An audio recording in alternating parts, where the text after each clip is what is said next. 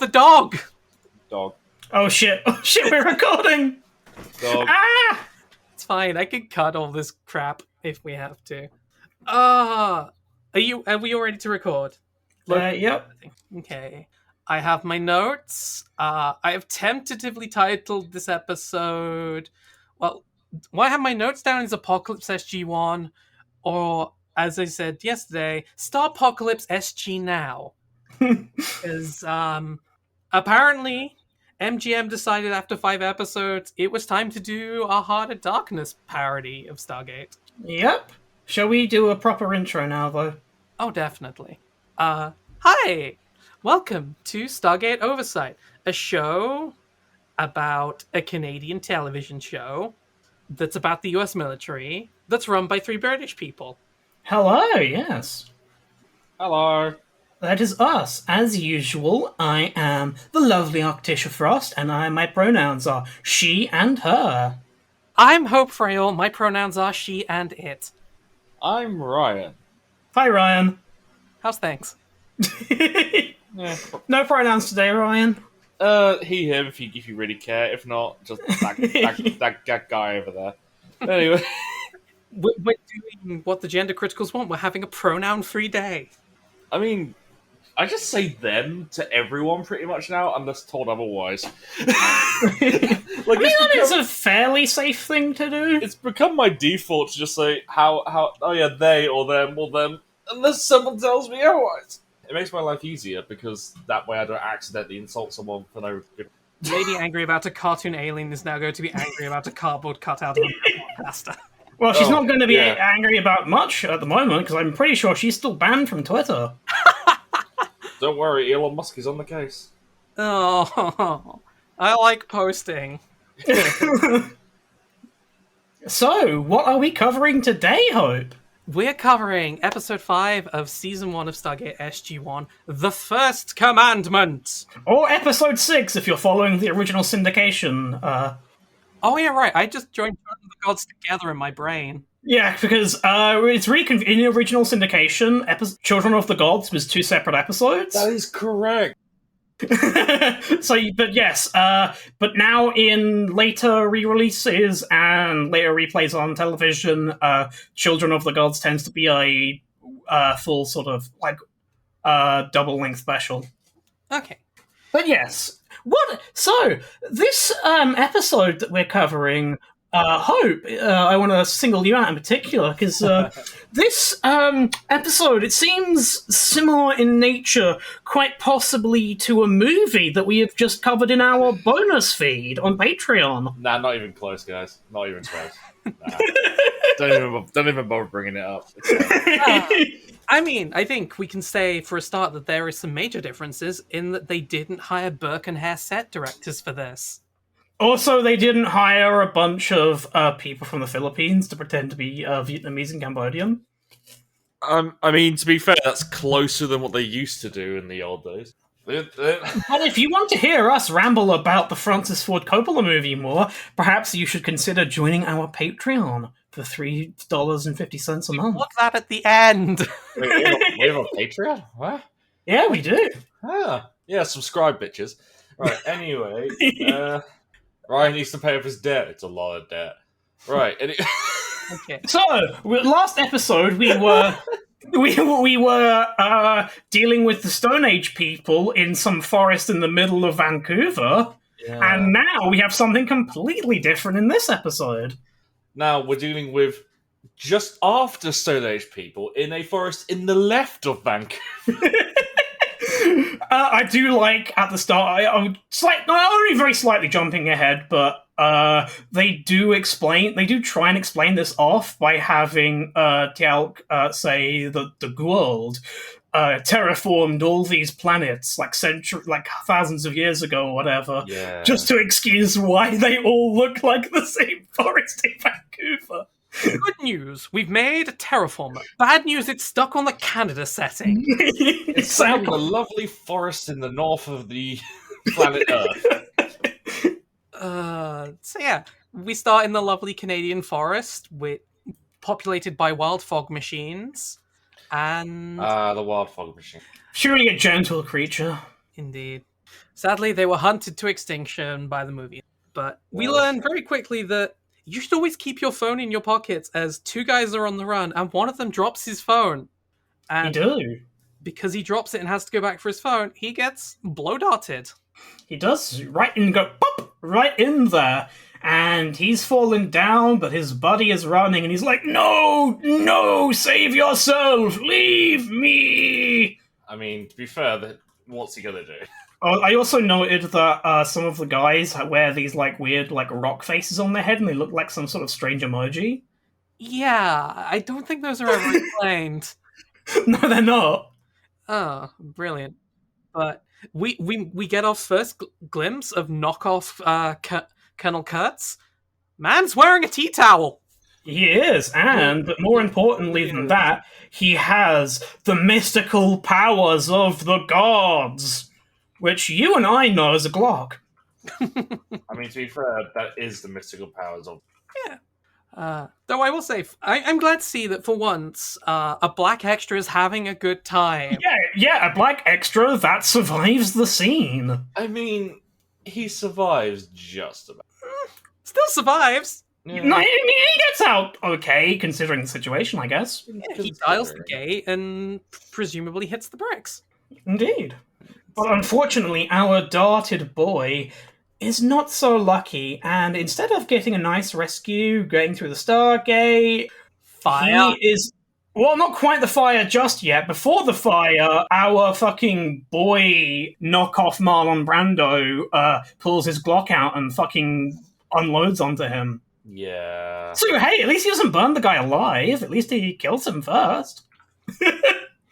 It's kind of weird that he doesn't. Yeah, it is actually kind of weird considering how much he enjoys to sort of draw out and torture the deaths of, like, everyone else in this episode. But this guy is like, nah, I gotta pull the Glock out right now at the start of this episode, just so that the audience know that I'm one of the Stargate SG people, just right off the bat. Oh, yeah. He just wants to show off his Glock and ball. Exactly, Glock and ball torture. Famous kink play that was often seen at Abu Ghraib. I have the drop. Don't make me play it. Play it, pussy. I don't know if I actually could do. Whatever. I'll come back to it. I'll add it in post. It's fine. Cordial bluff, huh? No, I just haven't got it. It's on my fucking Twitch for bits. It's not on my drop. All right. Oh, how dare you! Anyway, so credits, theme song, yada yada yada, and SG-1 have arrived in Canada. They arrive, and as usual, at the start of each episode, we have a nice stand-up bit from Jerry Seinfeld making jokes about airplane food, and what's the deal with all these forests in Vancouver? And then Kramer jumps through the Stargate, and the episode begins. Exactly, yes. What's the deal with UV radiation? I didn't think you got that in Canada. What the fuck are you guys going on? Tisher is gaslighting the podcast again. So yeah, you did mention that Tilg explains this whole thing away, that Abydos was the exception, not the rule. Of course. Trips to the Vancouver mini desert are very expensive. Exactly. We can only make one, like, Egypt-looking set. That's all of our budget gone. Now everything else must be filmed in this one forest. Yeah, basically. Also, I'm gonna make a prediction here. When we get to Atlantis, is that just gonna be like the same forest in Vancouver, but with like a blue filter over it, and they're being like, "Oh, we're underwater now." One, you made that joke before. Two, they have more budget for Atlantis. The budget go up. You expect me to remember jokes that I've made before? Okay, understood. Part of a long-running bit. Continue. As like everyone else, we must continue our journey upriver. Without a PBR, we will be walking on foot. What, you need a boat? You need a boat? You can't just walk yourself, you pussy. Well, if you're going to, like, find and kill a rogue US Army guy, you need a PT boat, 4 guys, and a killer theme song. Exactly, but unfortunately, not only do they not have their PBR, they didn't even bring a surfboard with them. No, can't even steal a surfboard. What? Maybe somebody should go back and watch the bonus episode, Ryan, huh? No. No, okay. Supposed to be more listening, but anyway, They walk on through spooky, disoriating sunlight. and I bet how many takes do you think got ruined in this episode? Because they mention right near the start, wow, that's weird. There are no birds here. So how many cuts do you think they had to make because of fucking just birds making noise? And they're like, cut. There are no birds here. Probably, God damn it, cut. probably just didn't record any sound, then ADR'd the dialogue in potentially. All right, fair enough. Yeah, that might make That will sense. save you from doing that. No, It's not like they I have want a the bird to budget to actually fly. I want to imagine this had an apocalypse now, a million reels of film type deal, because of how much birds kept interrupting shots. I really want a bird to just fly in front of the camera, just as they say there. No, that's it. They have insect noises because they say no birds, some insects. So whenever there's birds, they just overlaid it with insects. Oh my god! You know what? They probably did that, didn't they? Probably because you do hear some really fucking loud crickets. That is such a great way to try and get around that. I love it. Fuck, there are birds here. Ah, you genius. Hire Alfred Hitchcock to scare all the birds away. But yes, so while they're discussing this, our boy Daniel Jackson's having a look around when suddenly he gets grabbed from behind and gets given a nice cuddle. Yeah. Lovely cuddle. Our boy, our black extra, named guy's called Lieutenant Connor. Turns out didn't hit the bricks and go home. He's here. Still and he's here. having a bad day. But luckily, they're like, hey, dude, it's us, it's all good, we're all cool. And it de-escalates, not in the new Call of Duty campaign sense of de-escalation, but in the actual sense. Wow, baiting the fucking podcast again. Fuck you. I have a bunch of Liz Truss jokes that will really date this podcast. It's fine. I watched this before Liz Truss was fired. Yeah, that's kind of the awkward thing about... who's Liz Truss? I mean, that's kind of the awkward thing about some of the previous episodes, because much of those were sort of done in advance. So now that we're sort of recording, I suppose, when this next episode will come out a little bit more contemporarily, so at least some of our bits are going to be a little bit more timely now. Yay! But anyway, yeah, so tells them what happened is our other guy was named Franks. Yep, more than one Frank. Yep, multiple Franks. He's gone, and they sort of fish out his dog tags from the ground. Yeah, no. How the hell, though, has this... It's been about 6 hours, roughly, right? I think? Yeah. It's said that his bones have been damaged to the point where they're unrecognizable as human. The guy is dust. His dog tags have shrunk. How the hell has a flame burned that hot and is now cold in 6 hours? Don't worry about it. Okay. Also, have we learned nothing from Emancipation? Send the man home. Go back. No. Well, they try to send the man home, but everyone, kind of always happens so far on this show, Jack tries to give an order, and then everyone just says, fuck you, Jack, we're not doing it, and the incredible authoritative high-ranking colonel he is, every time he's just cocked and goes, oh, okay. I think this is a long-standing thing we've established with the series, that whoever is in charge will always be told, no, actually, I don't like following orders, and I'm going to do what I want, because I'm in the US military, and we can do this. The US military is able to change their orders because reason. Yeah, and arguing with a superior officer has no consequences. Yep. Whatsoever. None whatsoever, exactly. Perfectly fine.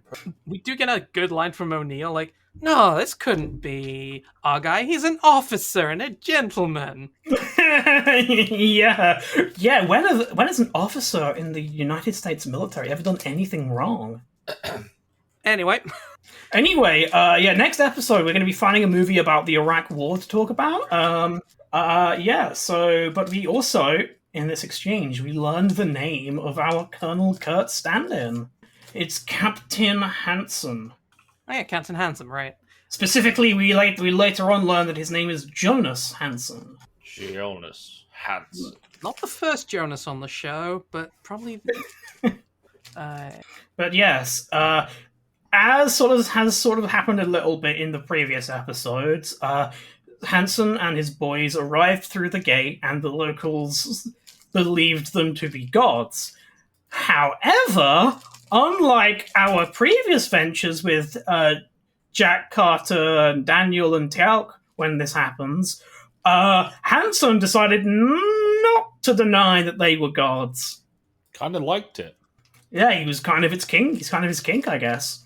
I mean, we do get, I think, like, when they're having the whole argument with the superior officer and talking about this, Carter is a bit out of character and is acting like, he has a bit of an I can fix him attitude. Yes, I did notice this down, because, they mentioned that, actually this dude was, before they were part of the Stargate Initiative, Hanson was engaged to Carter.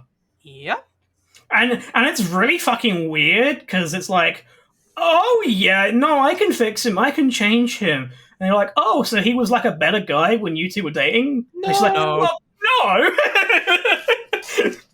We do get another line. I didn't clip this one because I wanted to. This isn't about revenge. Sure, O'Neill. Right, where are we? I've lost track. We've been wandering over about. We've been wandering over about 5 different minutes. I'm sorry, we've been wondering. Me and Alicia. Yes, I'll hang on. I'll try and get us back. I've just been sort of trying to get back to the show. All right, I will get back to the show. Yes, as you said, Jack is like, this is not about revenge, and immediately Connor's like, yes, it is. Fuck off.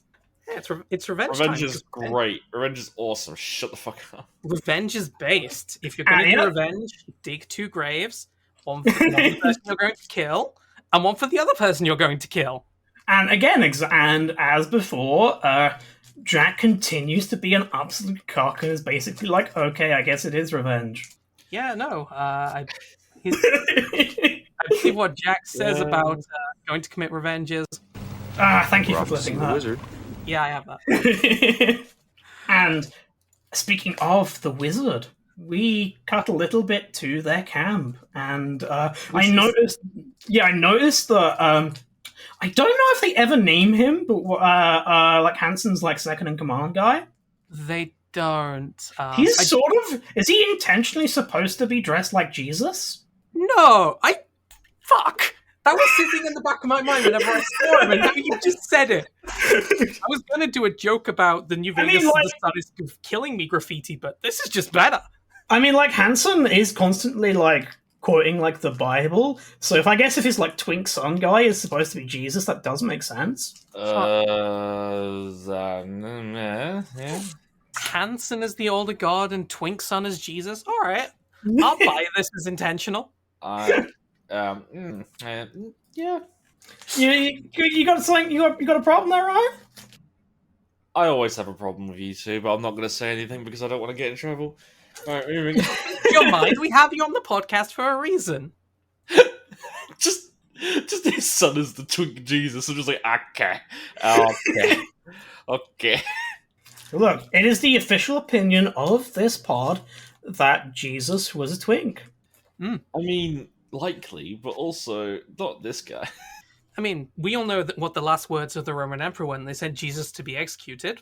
I want that twink obliterated. No, he said, I want to nail that twink. And then they misinterpreted his meaning. Exactly. Religion. We can get back to the scene where... Don't act high and mighty, so we can get back to you. Yes, I know. I'm just...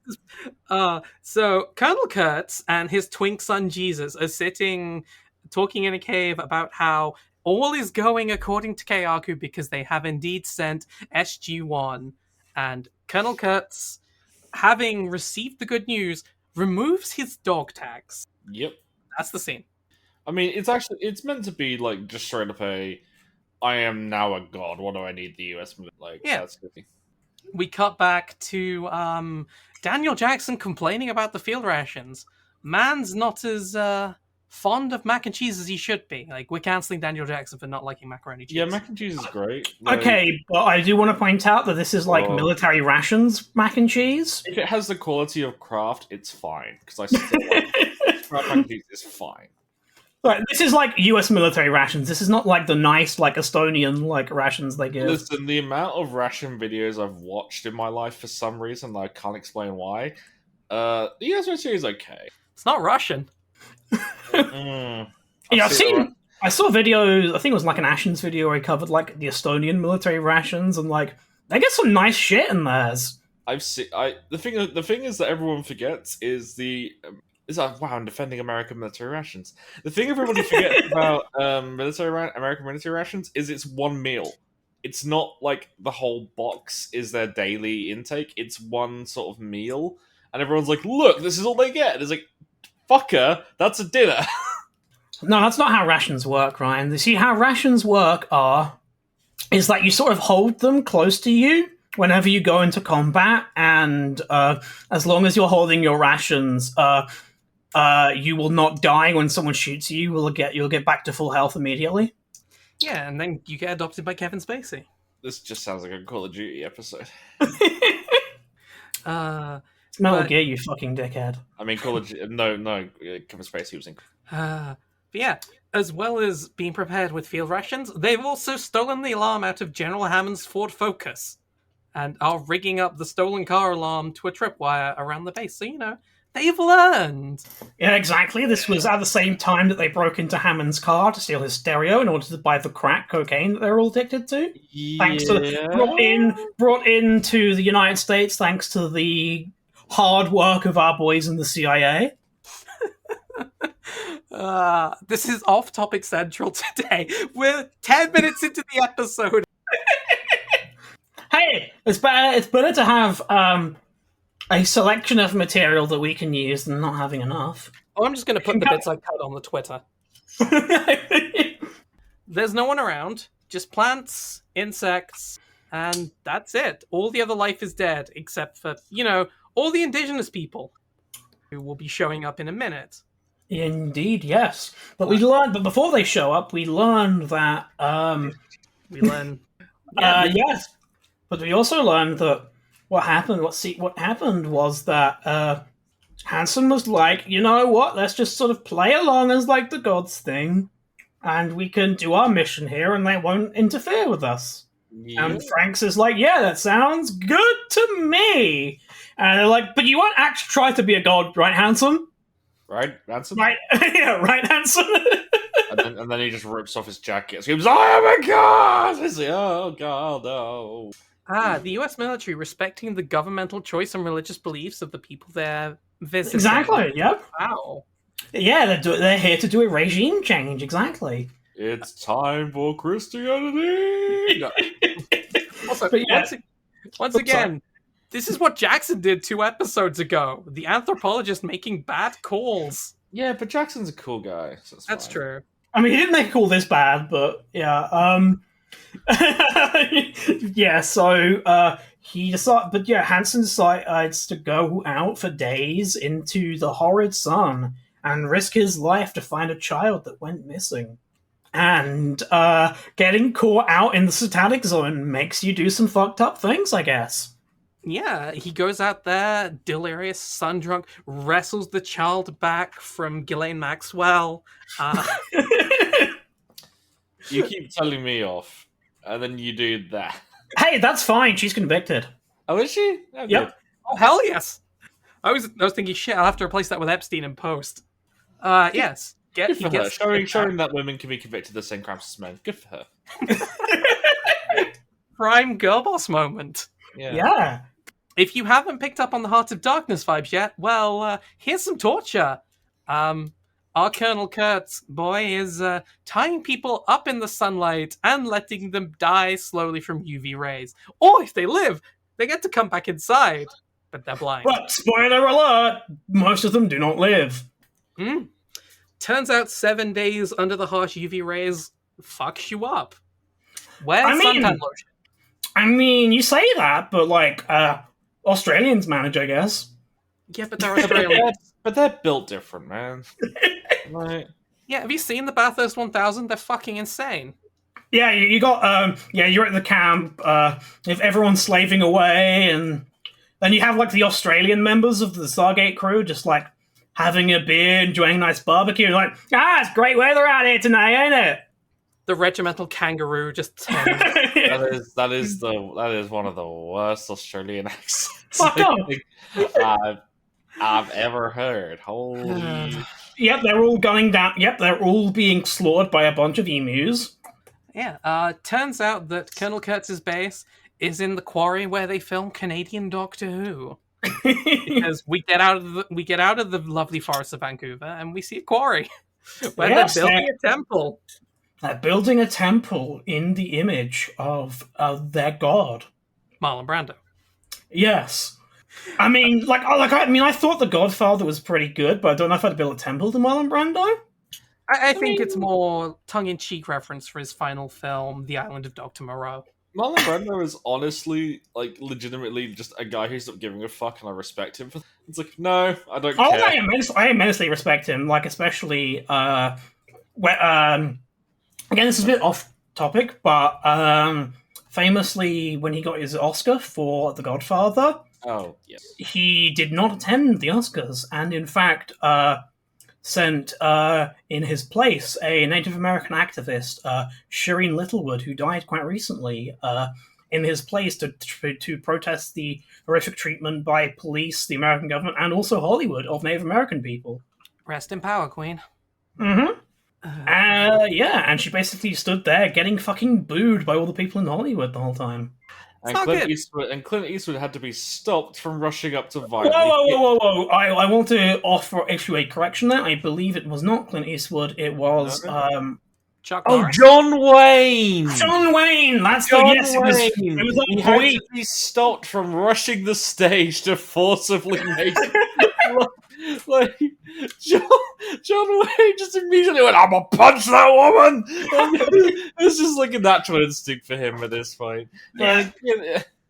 Find out more on the bonus episode where we cover that weird Genghis Khan movie that killed him and killed everyone who worked on it. Oh man! Hey, did you make a Genghis Khan movie where the main character is played by John Wayne? Yes, that's weird. He died of cancer. That makes sense. Yeah. Basically everyone on that movie died of cancer because they doing it downwind of a fucking nuclear testing site. Well, in fairness, it was a classified nuclear testing site they didn't know about.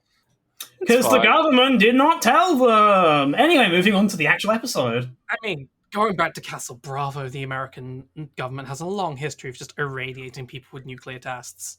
Going back to the episode, where I mean, you find out that car batteries, you're probably better off throwing them in the ocean because despite setting up the Ford Focus alarm system, doesn't go off at first.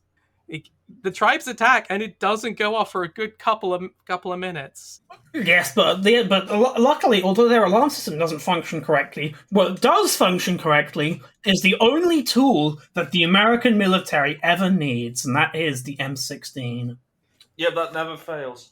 Never fails. It's a weapon. It's a weapon that can be used against your enemies. Your friends. And it can be used to scare people off. It can be even used as a vector to introduce a medical vaccine to people. It's also never historically failed in a war that caused a lot of trouble.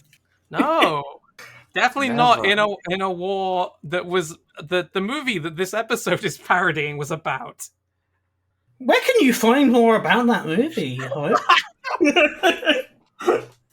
I feel like there's a bonus Patreon feed that you might be able to find more about. Anyway.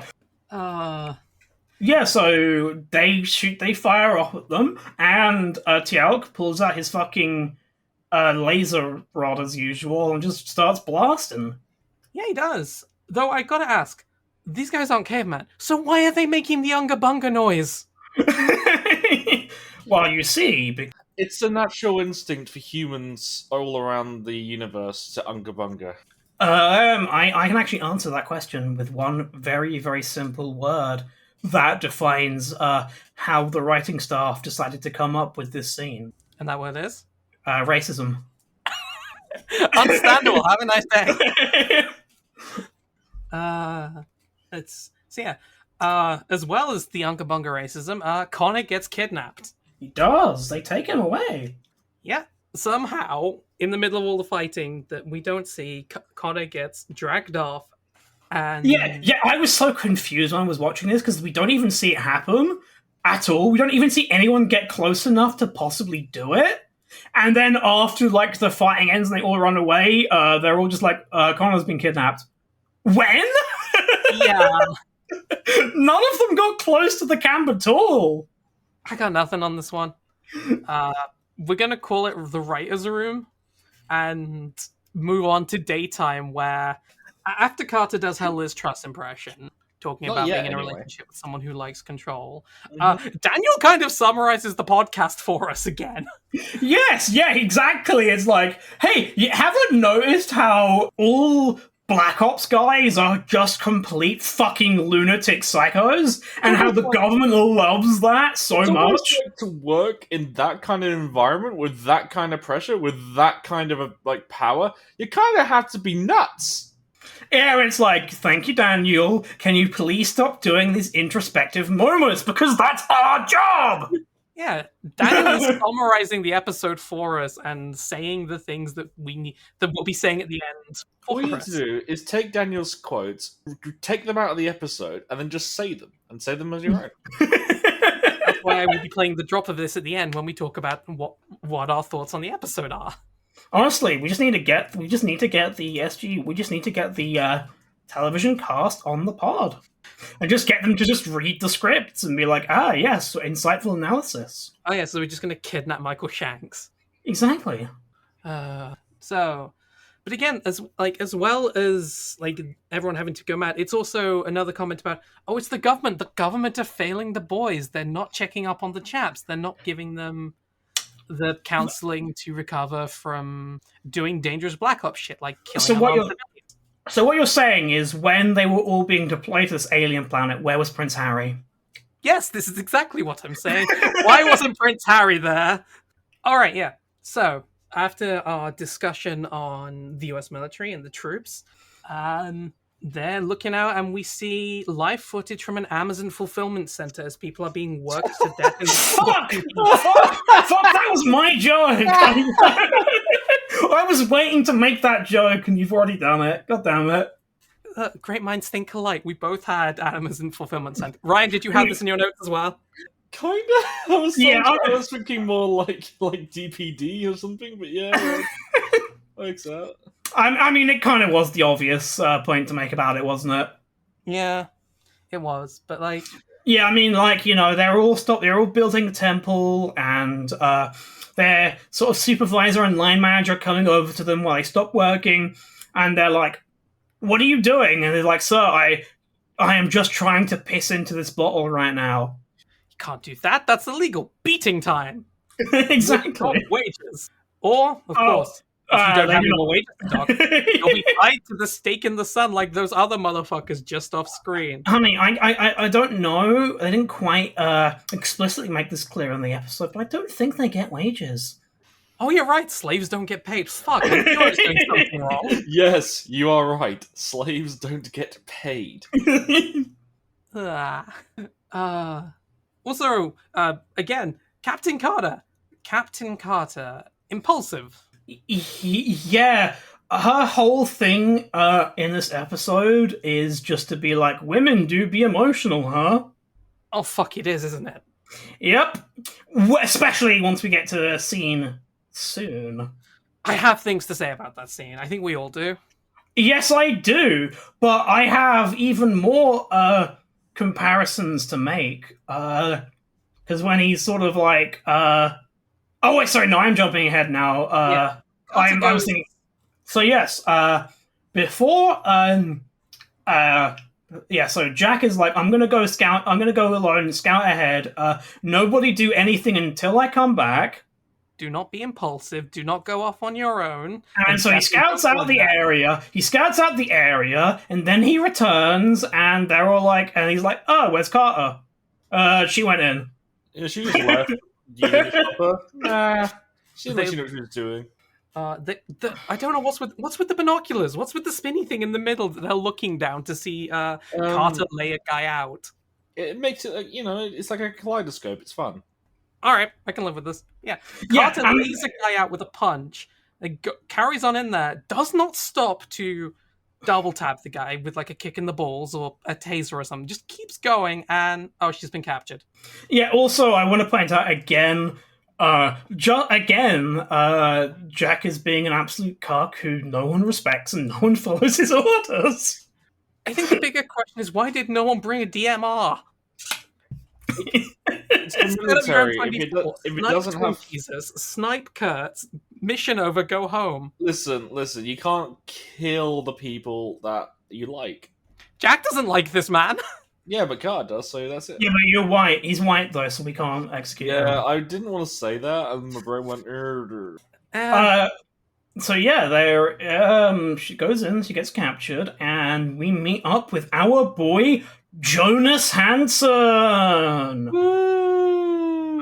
Captain Colonel Kurtz himself, and he basically starts going on about his whole spiel about how I must save these people from overpopulation. I am a god, they believe in me, and they must work like for me, for my respect, and they all follow me because of that. And my whole time, instead of thinking like God complex, which is kind of close, still accurate, the whole time in my brain was just going Elon Musk, Elon Musk, Elon Musk, Elon Musk.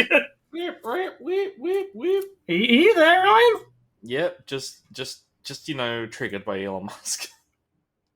I was just saying, like, Elon Musk is just a fucking... I just don't want to hear any more about that person ever in my life. But yeah, I want to compare this guy to Turgam because he's doing the whole, look at me, I am strong, I have a fancy chair, I have pussy, I'm the powerful one. He's, like... you know what? I want to actually counter that because this man does not have pussy. He has like this man is severely lacking in pussy. Okay, he is lacking in pussy, but he also has 3 women like draped over his chair when they bring Carter in. Like, I don't know if that's like lacking in pussy or if he's just trying to like flex, like, ooh, Carter, look at this, I've got many women, but I still want you. Yeah, and they're all like, hey, I just want to point out that you only have like 10 more minutes with me from this escort service, and you're gonna have to pay extra if you want me to stay around. Yeah. We support sex workers on this podcast. We do, and there is a very this guy is no Marlon Brando, but he does give us a pretty decent line about civilization. We're building a civilization, Sam. There are going to be sacrifices. Yeah. Oh yeah, right. He gives us a fucking isekai ass line. Like, he's almost acting like, oh my god, he's like the protagonist of an isekai. Oh, we must make hard decisions to make the civilization live. It's like, what? Yeah, it's like we have to work them to the death, otherwise, checks notes. They'll overpopulate the caves and die. That's that. Oh, okay. That's his reasoning. I mean, that sounds kind of like a problem that would sort itself out, though. Yeah. I mean, like, yeah, it's probably quite awful that they have to live in the caves in fear of the sun, but, like, they will reach a point in which they will reach the point where they can not sustain their population any further, and then the population growth will stagnate. It's not like it's going to just keep exploding forever. That's not how that works. Heck, you may even see evolution and a deviation away from the base form of Homo sapiens if you're constantly zapped by UV radiation, which will warp your DNA. And of course, those who are less... Yeah, they'll dig underground and they'll become like fantasy dwarves, exactly. All New Vegas' tunnel is, and then we'll be doomed. Yes. Okay, I do want to know, right, what is this guy's plan? Like, step 1, become a god. Step 2, your men get fed up with you being a god and go and summon SG-1. I really think there was only step 1. Step 3, become god, and then he just fought step everything 4, else to work out. God? What is his plan? But yes, We briefly cut away from this scene to see that the boys are planning to try and 47 their way into the camp. Mm-hmm. And they apprehend one of the slave workers. They check up on the chaps. But we come back to that in a bit, for we return now to We Can Fix Him, where Carter is pointing the gun at him, and he's like, "Go on, shoot me, pussy, shoot me, pussy, shoot me, pussy." But of course, she can't do it because women be emotional. I mean, yeah. Is this women be emotional, or is this I nearly married this guy? I don't necessarily want to kill him. I mean, you probably should just kill him. Carter has killed people before on screen. She's an Air Force captain. No, kill him, definitely kill him. But you don't even have to kill him; just shoot him in the fucking leg. Well, no, he's being smug about how like she can't even shoot him. At that point, don't just kill. Shoot him in the leg, like blow his kneecap off. Shoot him in the kidneys. Famously, no one has ever died from being shot in the leg. The one problem that our boy Hansen has is that Carter hasn't suffered through 2 hours and many days of river-induced madness and spent an hour being bored to death by French people, so she's nowhere near as receptive to his words as a Willard would be. And again, you don't know what that means. Patreon. Anyway, yeah, I think when you edit this, I hope you should every other second have a very quick, barely perceptible subliminal Patreon advertising. Exactly. Yes. I'm not making a Patreon hypnophile or a sissy Patreon. So yes, but we cut now back to the boys. Yeah, they've made a new friend, even if he's... Devils! You're the devils! You're going to destroy us! Yeah. He's not having a good day. And yeah, this guy, he sees a bunch of cis males, and he's very frightened. truly scared. But worst of all, he recognizes that Teal'c is a Jafar. Yeah, he recognizes Teal'c and he's like, holy fuck, are you Kratos from the God of War games? Wow, it's amazing to meet you Yes. in this forest in Canada. Up there.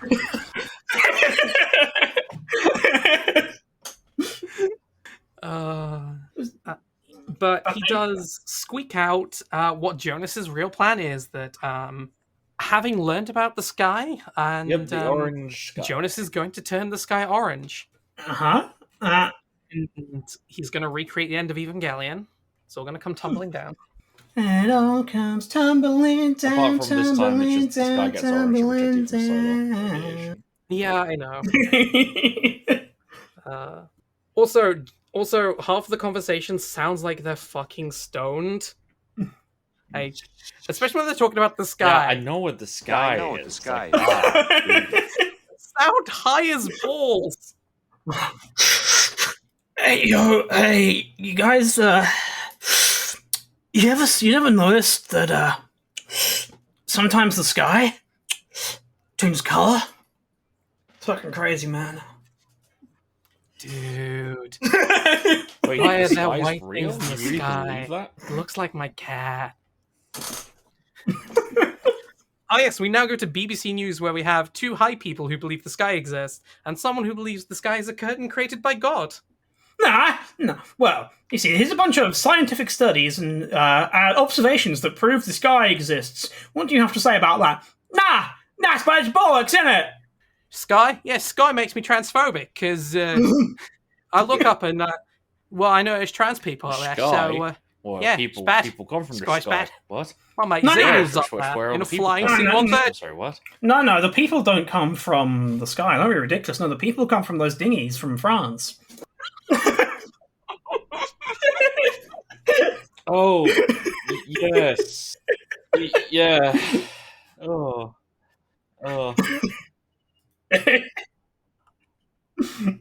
So, yes, he plans to turn the sky orange, Wow. and they're all like, well, that's crazy. There's no way that he could possibly do that. That's Oh my God, insane. Fortialk is like, actually, he can't actually do that. Yeah, there's a thing. You press a button. There's 2 of them. Unfortunately, our boy only has 1 of them. And we go back to Jonas, who is telling Carter that it'd be quite nice if she could get it working, or else. Also, I'm going to be in very big trouble if you can't get it working. So, SG-1 come up with an amazing plan. They're going to split up.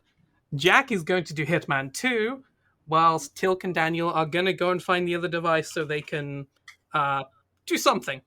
I actually know this down as Hitman codename SG-1. Yeah. Oh, the magic staff is back. I mean, the magic staff that blows through anything is back, opening...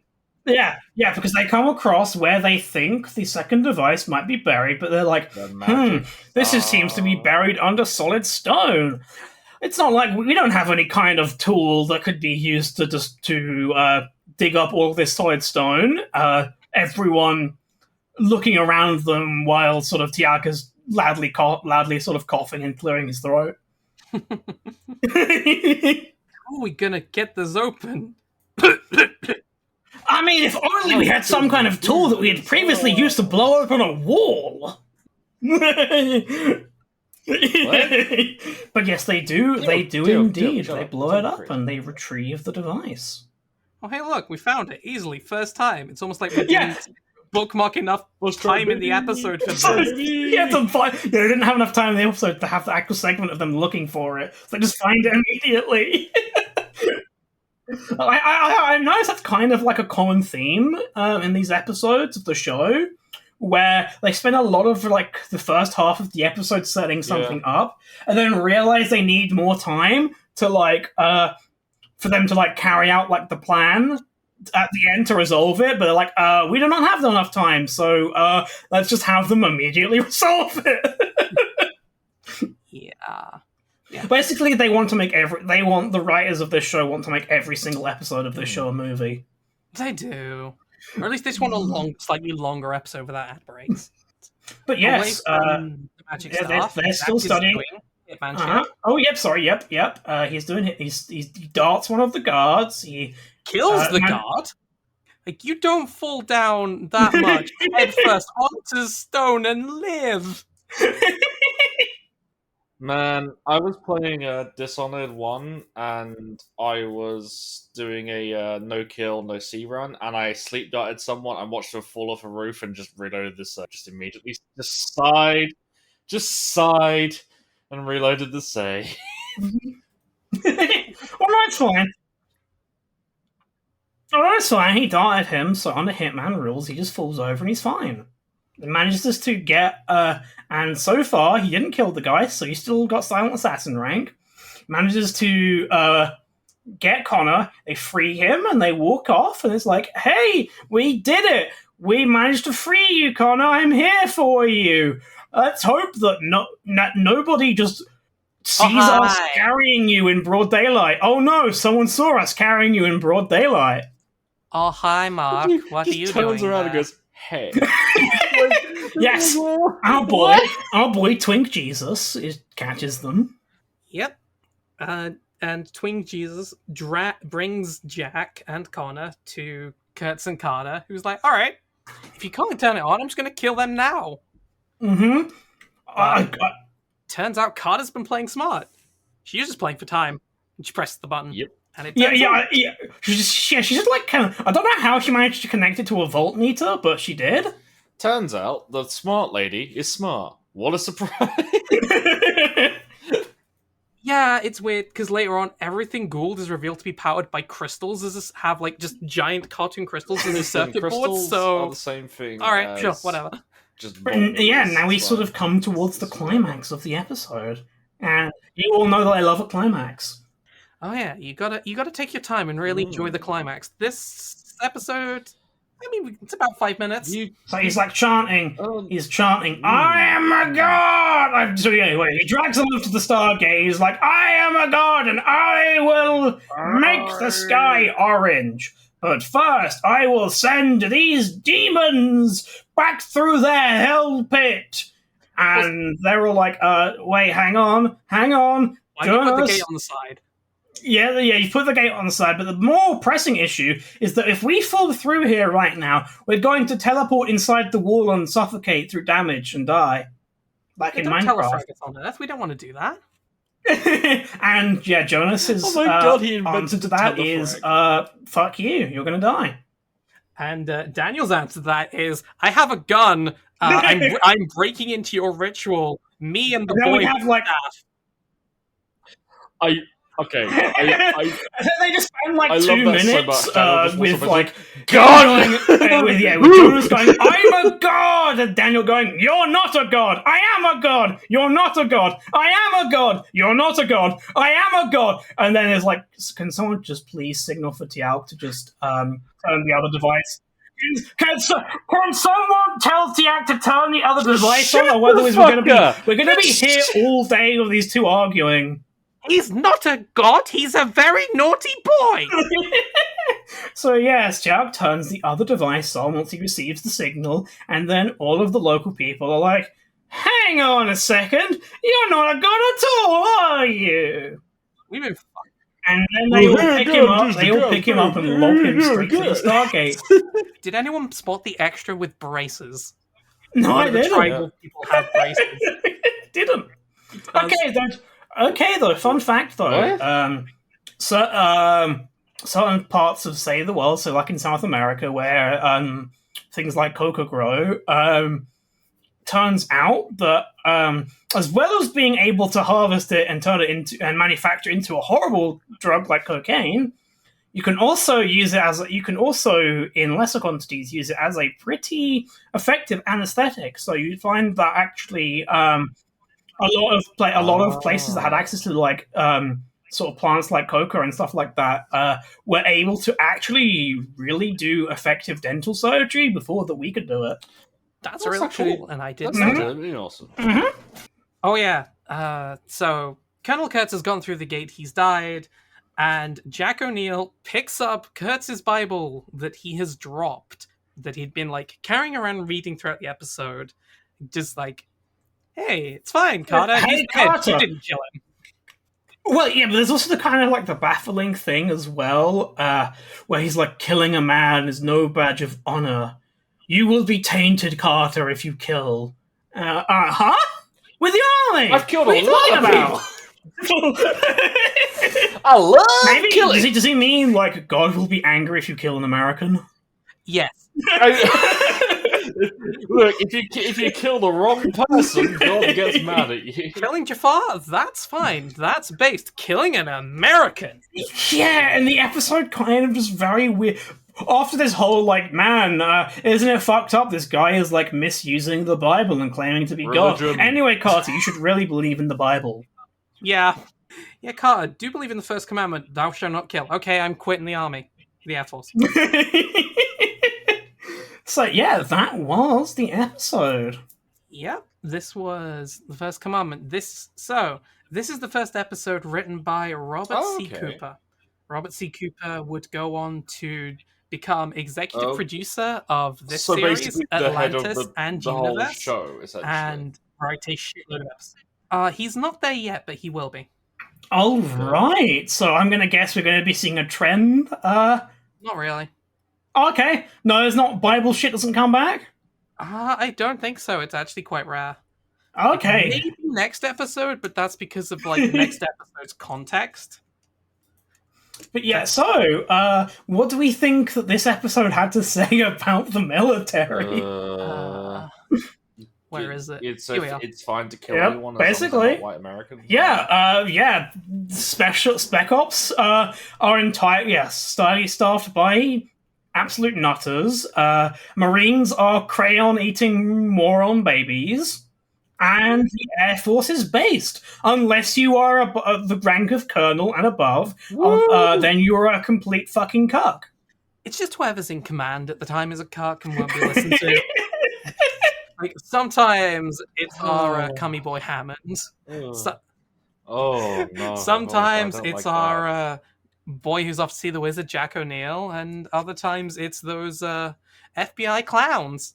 So basically, like, the kind of like thesis message of the show is you are one of the troops unless you are the current commanding officer. Kinda. Yeah, if Hammond is in the room, then O'Neill is based and he's one of the boys, and if he's not, then he's cringe. To a degree. But this episode really does, to stop gaslighting the audience for a second, this episode does touch on like the show's actual themes of like false gods and freeing yourself and independence and stuff, which it then undermines by scattering the Bible everywhere. Hang on a second, I'm not gaslighting the audience. That is straight up what O'Neill's character is in this episode, where everyone fucking ignores him and treats him like a complete cock. That's fair. Also, I think the fact there is like the unsaid statement of we arrive, we fuck things up, and we leave is yes, Hanson kind of in the right for trying to fix things in a way. Yeah, exactly. Like it's like, well, our job here is done. Let's not worry about the consequences. Like Carter and all that are literally like, should we, come back here at some point and make sure everything is okay? And Jack's like, no. And in classical, typical US military fashion, it's like, is the enemy here? No. Then the answer is we fuck off. We never return. Bye-bye, the Kurtz. Yeah, there's not much else really to say. Jackson says a lot. We've made our points, and I think that's actually a pretty good wrap. Any sort of closing thoughts that you have, Ryan? Because you've been a bit more quiet in this segment. Give a man just infinite power who's already a psycho who believes that he... This is very much like the mentality of, like, I'm just gonna maybe cancel this, but like a cop, right? It's like someone who gets a power and the ability to control lives and, like, their relationship is fucky and domestic abuse kind of stuff and mental abuse. It's just like very much a complete parallel to what the majority of cops tend to do in America. Yes, yeah, that's what I'm saying. It's very interesting to see a show this long ago, like just basically state something so obvious that it's still sort of in. Hey, maybe it's almost like only those kinds of sycophant psychos are attracted to having that amount of power and that kind of role. I'm kind of one. Again, I'm just speculating because I have not seen more of this show yet. I am kind of speculating whether or not some of that more critical lens about, whoa, Spec Ops guys are sure psychos, right? I hope. I'm going to go out on a guess here, and I'm going to reckon that some of that is going to get toned down once we get to the post 9/11 parts of the show. Oh, 100%. It's just like, for me right now, this show is giving me like, we were joking about, haha, he's a god, blah, blah, blah, but it's like, no, it's legitimately interesting. You've got someone like this in a show that's very much like, we're going to an alien planet and we're just going to fucking fix everything by shooting things. Like, yeah, but like very much the atmosphere after 9/11, especially right after with the war on terror starting, that kind of criticism is just like, no, you're not allowed to make that. Like, the most lukewarm criticism is no longer allowed. That's a good point. It's a very good point to make. And while I can remember the show vaguely, I do appreciate having other people shed a very different light on it. And I don't know how much of this is going to be going to continue. I genuinely can't remember a lot of this. Like, I remember the episode, I don't remember the subtleties. Well, lack of subtlety. Sure. But, yes. Though, I think we can call it an end here. My last point is just going to be... Yeah, sure. Is just going to be basically... We were joking about, they can't just kill the white man and all. It's like, no, I think that's for a reason, because it's like showing the fact that like they will shoot anyone who's alien immediately. They will murder them in cold blood without much evidence, honestly, but they've done something wrong. The second it's someone they know who is more like them that's going nuts, it's like, we can't just kill him. It's like, why? You do it all the time. I'm not sure. I mean, it's a good point, but I'm not sure if that was an intentional message Oh, I of the don't show. know if it was, but I don't think it was intentional. But I like that, even if it wasn't, where it sort of ends up becoming. Yep, that's right. Ryan says that American troops' lives are worth more, and now we will put the episode to a close. Speaking of being executed, if you don't want to be left out to die with horror exposure to UV radiation that will kill you, I recommend that you go to www.patreon.com/SGO podcast before it's too late. Yeah, protect yourself from harmful UV rays by spending money on Patreon. And becoming a member of the Stargate SG-1. Or, just go to a pharmacy and buy some sunscreen. Stay safe in the sun, even though it's winter and you're not going to get any sun. But yes, as we did mention previously in this episode, appropriately, as this sort of episode of the show sort of parodied Apocalypse Now, if you want to learn more about that movie and our thoughts on it, you can listen to our first episode on the bonus feed on the Patreon, featuring guest and my beloved partner, Cody.Sis. I was on holiday. It's fine. We said we'll do the bonuses without one or the other of us, which means you'll have to edit the bonuses without me. Anyhow, congratulations on your escape from the CIA work camp, Brian. I wore bonds. So, before we finish up, does anyone have anything to plug? My Twitch account. Hi, you know me. It's Hope Frail. That's my Twitch account, Hope Frail, and my Twitter at HFrail. And of course, as well as my Twitter, don't forget to follow the podcast on Twitter at SGOPod. And you'd also follow Arctasia on Twitter. Indeed, you can. Yes. Also, it's actually, I think it's SGO Podcast, not SGO Pod. But yeah. But yes, you can follow me at SMT Frost on Twitter, or you can find me on Twitch under Arctasia Frost. I stream all sorts of weird shit. And Ryan, huh? You got that Twitch account up yet? I have a Twitch account. Oh, yeah. You've been streaming yet? Yeah, quite a lot. Yes, Ryan. Hurry up and do shit so we can plug you. All right, I think that's everything. It is, yes. I'll see you next week for episode 7 of Stargate and episode 6 of the podcast. Name I can't remember. Old Lazarus. Ooh. I hope everyone's ready for some quality time with Jack O'Neill. Always. All right. So, yes, goodbye, everyone. Bye. Bye.